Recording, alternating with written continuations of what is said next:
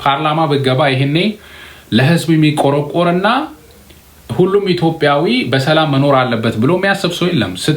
ስትጨፈጨፍ እሰይ ብሎ የሚያጨበጭብ ሰው ነው። እና ይሄን ሁላ ግፍና በደል መቃወም አለብን። በአንድነት መቆም አለብን። መደራጀት አለብን።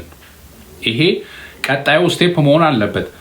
ዛሬ ሶሻል ሚዲያ ላይ የሚያበቃ ነገር ከሆነ የትም አይደርስም። በውስጥ መደራጀት ያስፈልጋል። መረጃ መለዋወጫ፣ ፈጣን መረጃ መለዋወጫ።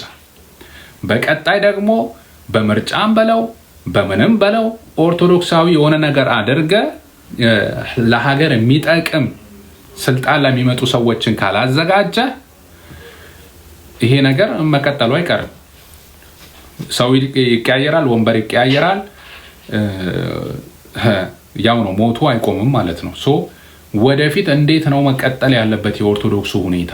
ሌላ ሀገር ውስጥም እየተገደለ ያለው፣ አማራውም እየተገደለ ያለው፣ በማንነቱ ሙስሊሙም እየተጎዳ